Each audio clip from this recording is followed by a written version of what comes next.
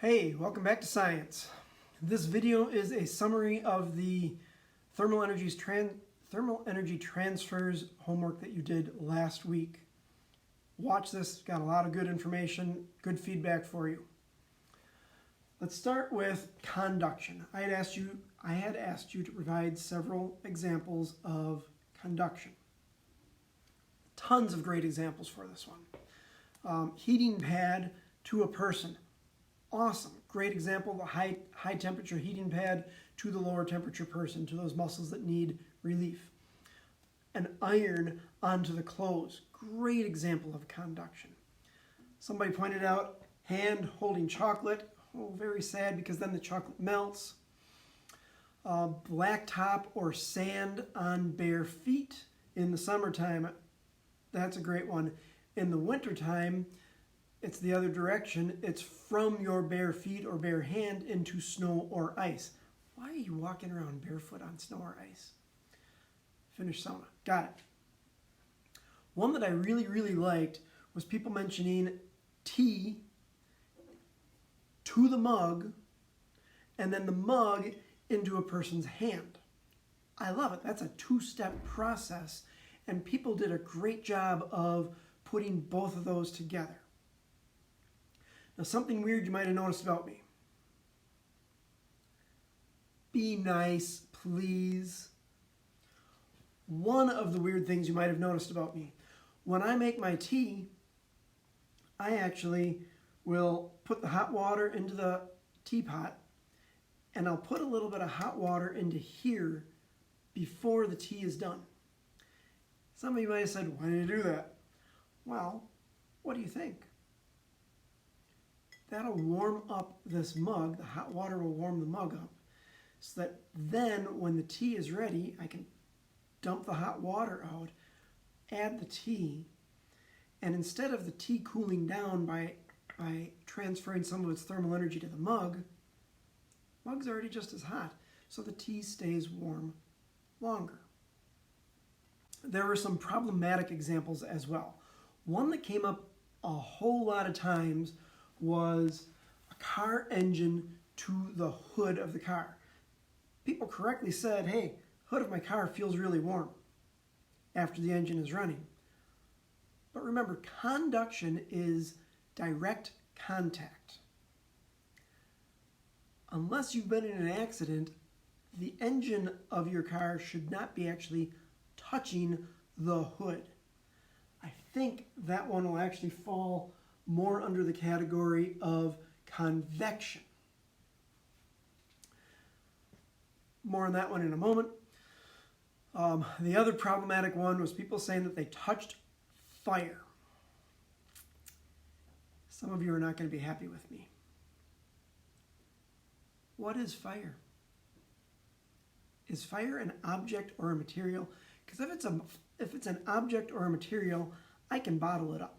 I can do that, but I've never gone anywhere where I can find bottles of fire, cans of fire. Fire itself is something a little bit more complex. Now, if you are foolish enough to touch the rocks around a campfire, or the coals of a fire, or the gases that are right next to whatever is burning, producing that fire effect, for one, why are you doing that?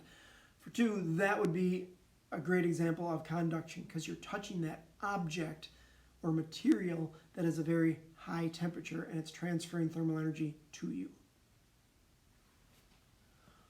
A little bit of discussion with conduction. Surface area can affect quite a bit how well conduction takes place. Conduction, out of our three, is arguably the most efficient way to transfer thermal energy. But you can mitigate this, you can change this. If I'm holding on to something that's too hot, I will use just a little tiny bit of surface area.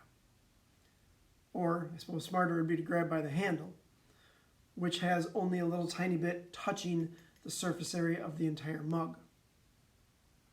On the other side, people that want to warm up will grab on with as much as they possibly can. Well, it's a shame that your fingers end up overlapping. They make a mug for that. There's these bizarre mugs that look kind of like this. I think they're designed for people that want to actually just hold on to the hot tea as opposed to actually drink it.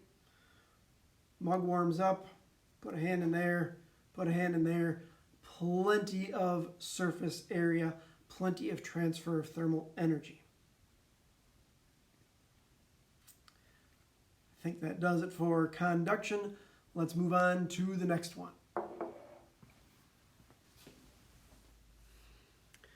Okay, our next method of thermal energy transfer is convection. Please remember with all of these, we are talking about transferring thermal energy from something at a higher temperature to something at a lower temperature. You had some great examples again. One of my favorites, I'm so happy to see this, is a sauna and how the sauna heats up. Specifically, we have some rocks that are at a very high temperature. Sometimes you throw the water on those, that warm air and steam will rise as it becomes less dense. As it rises, it kicks lower air down, kicks cold air down.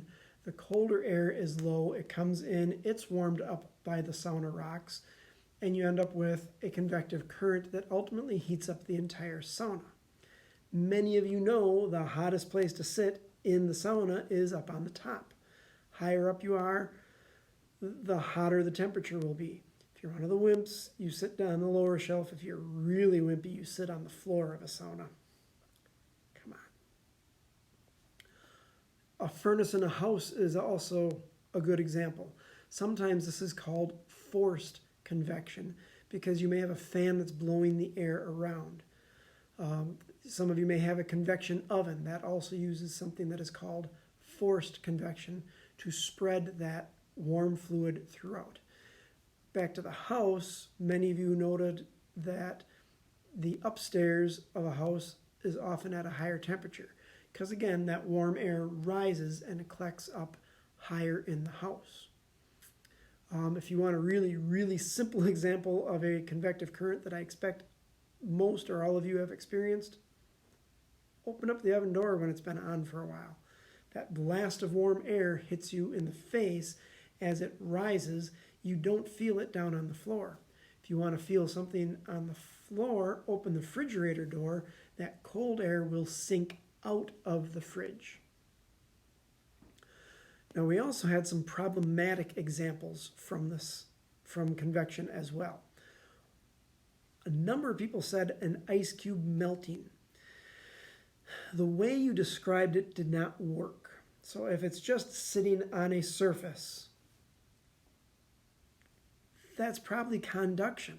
It's melting due to contact with the surface. I did have somebody make it into a really good example, though. They said they've watched an ice cube go into a liquid, and they could see the cold air, the cold water melting off of the ice cube and sinking. Well, awesome. And that's why people will put ice in their soft drinks, because that will help cool it, or ice into water. Probably can't see it quite as well in water, but in a soft drink, I would expect that you can see that water, that cold water coming off of the ice cube and sinking, circulating throughout, watering down your pop and making it a little bit cooler. The other one that people said is steam, and they just said, hey, steam is an example of convection.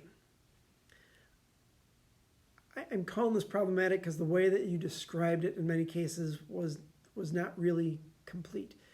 If it is the transfer mechanism, such as in that sauna, where it's going from a very hot object and spreading throughout to warm up the room, awesome. That's not what I was reading in many of your examples.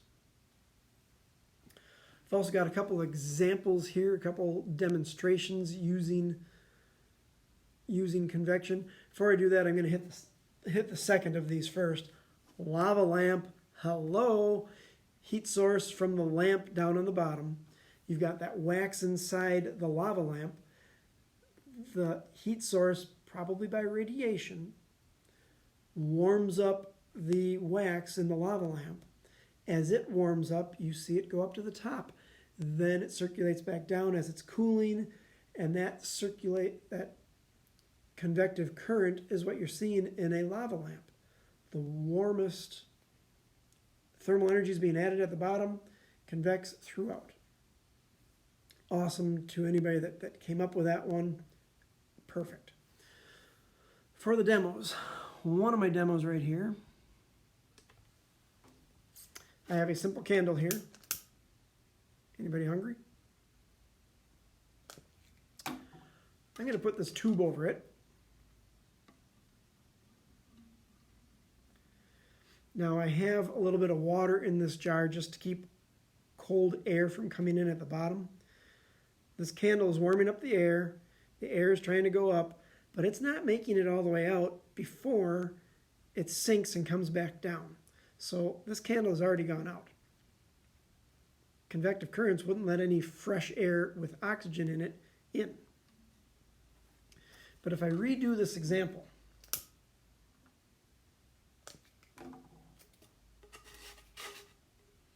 and all I do is put in a little divider like this,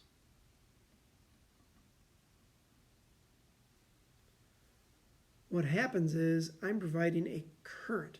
It's kind of a chimney effect. Warm air is going to go up one side, cold air will be coming down the other side and replenishing. Uh-oh. Oh no! Okay, it's been established. Convective current established, it is working beautifully. Now, if you're a good scientist, you're saying, yeah, you're telling me what's happening. I'd like some further evidence. I have some further evidence. This right here is actually a thermometer. It uses infrared. It measures infrared temperatures, or measures temperatures using infrared technology. Some of you may actually have some of these at home right now. During the coronavirus, it's those no-touch thermometers that people have.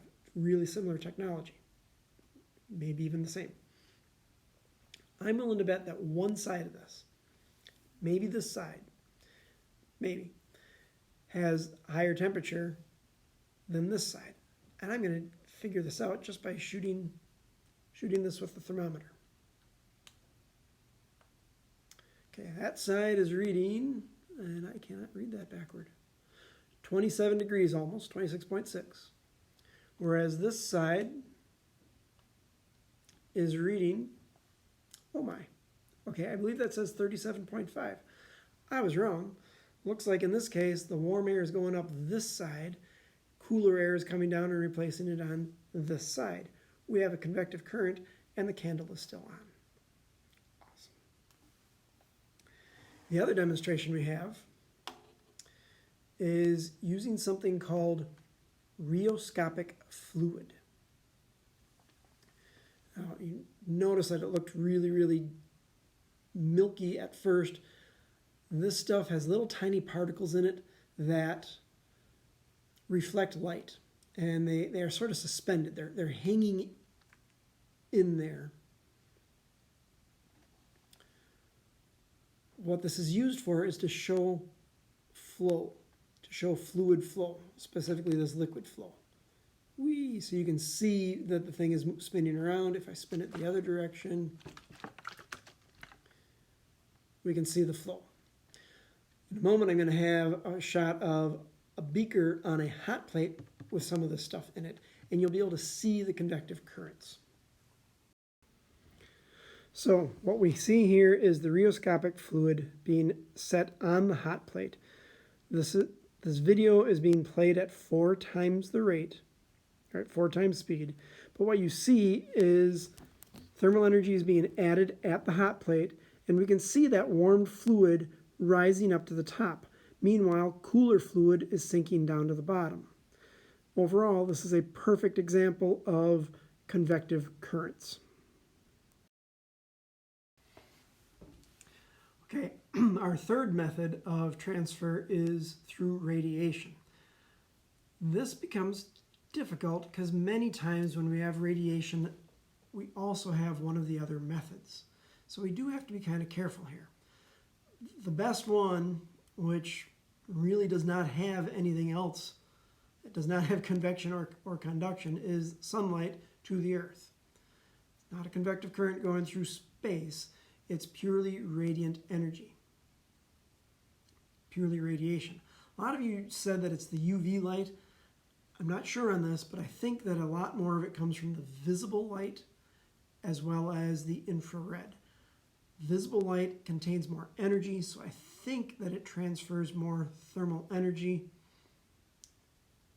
Don't quote me on that. I'm not 100% certain. There's stuff I don't know. I'm okay with it. But sunlight, that's a great example of the very, very hot sun transferring thermal energy to the not as hot earth.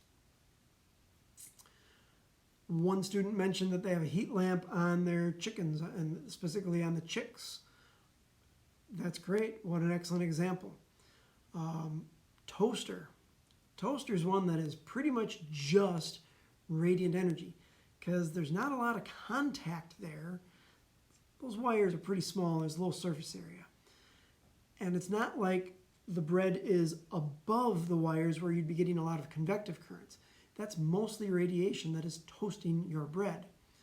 So here's where fire comes in. And yeah, I've got it in quotes because remember, fire is not a thing. It's a reaction. It's a chemical reaction taking place. I think the best way to explain it is probably that fire is the visible release of or transfer from chemical energy to thermal energy. So it's such an intense amount of thermal energy that we can see the effect of this. So that fireplace, the coals in the fire are radiating thermal energy. The bricks around a fireplace are radiating thermal energy. We know that the fire certainly is radiating thermal energy because even if there's glass in between you and it, you can feel that thermal energy radiating through you to it. One other good example might be a broiler. Broiler is when you have a heating element at the top of the oven, which is radiating down. It wouldn't be as much convective currents because the warm air would be rising, and yeah, ultimately it will warm the air. Warm air will work its way down, but I believe that a broiler is mostly working with radiant transfer. The most problematic one here is a microwave, and again, it's one that a lot of people had. I get it. It makes total sense why you would say a microwave. We said earlier this year a microwave is taking electrical energy, transferring it to microwaves, which fall under the radiant category. But what aspect of a microwave is at a high temperature and transferring its thermal energy to the lower temperature food? See, I don't know if this one works. And I'm going to beg ignorance on this one. I'm not sure. I don't think this works as an example of thermal energy transfer from something at a higher temperature to something at a lower temperature. I think that something is emitting microwaves which end up transferring from radiant to thermal, and I get it. I'm kind of picking a line here. This one's tough. I'm not a fan of using this one. Okay, some discussion points when it comes to radiation, to transfer of thermal energy by radiation. Darker colors tend to absorb thermal energy better than lighter colors. You probably know this if you've worn dark clothing on a sunny day in the summer. You maybe recognize this from the difference of walking on blacktop compared to a white concrete surface. The blacktop or black rocks or black sand on a sunny day tend to get to a much higher temperature. This absorbs more of that radiant energy than a lighter surface. But you can even take it a step further and have something that is truly reflective.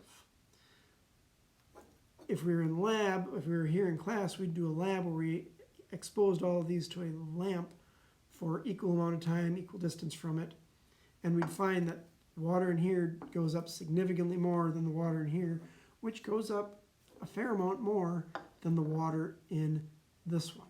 This is an easy one to try at home. Find something where you can compare, stick them in the sun. We're going to have some nice sunny days coming up. Give it a try for yourself. Prove this for yourself. Some of you may even have some clothing that take advantage of this. If you have clothing that's got this shiny, silvery stuff inside, well, the idea behind this, the way they sell it, is that it is reflecting your own radiant thermal energy back to you. Maybe didn't emphasize this. Everything in the universe that is above 4 Kelvin, I just learned that it's above 4 Kelvin. I thought it was above 0 Kelvin. Everything that's above 4 Kelvin radiates some thermal energy. That's how this thing is using it. It can recognize the amount of thermal energy being radiated, or the wavelength of that thermal energy, which is a function of its temperature. So these are designed to reflect your own thermal energy back to you. Nice concept. One other simple thing that you can do, we've got a few more cold nights coming up. Go to a window on one of the cold nights, have the shades up, and hold your hand toward the window. You will notice, you should notice, that the hand facing the window, or the side of the hand facing the window, will feel much colder. Flip it around then, and you should be able to feel that difference. Because inside the room, you're at a higher temperature. Thermal energy is radiating from this higher temperature and warming up the side facing the room more than the cold outside world is radiating energy to this side of your hand, the side facing the outside. Give this one a try. Give this one a try if you want. Okay, wrapping all of this up, we have a couple examples of things that are using all three. That radiator in your house that we talked about. One of the things that it does is by conduction, it heats the air particles that are touching the radiator. That air then circulates throughout the entire room, warming the entire room. That aspect is called convection. So we have convective currents. There's also radiation going on. Generally, certainly you're going to feel that when you have your hand above the radiator, but it's more obvious that it's purely radiant energy when you're at the side or even below. Because that radiant energy is transferring from the high temperature radiator to large objects that are near it. Cool thing about this one is I don't think it heats up the air very much by radiation. It heats up large objects that are near it. So we have all three of these things going on with a radiator. Quick question that some of you are having. I'm emitting radiant energy as well. And the radiator is. Radiator is at a higher temperature. So even though I'm giving some energy to that radiator, it's giving a whole lot more back to me based on it being at a much higher temperature. So the net transfer of thermal energy is from the radiator to me, or to your couch, or to whatever large object it happens to be radiating energy to. The other great example, and somebody had a great picture that they found for me that showed this. The sun transfers thermal energy to the earth by radiation. The earth then warms up, and by touching the air molecules, warms up the air near the surface of the earth. But then you end up with convective currents, so that warm air rises.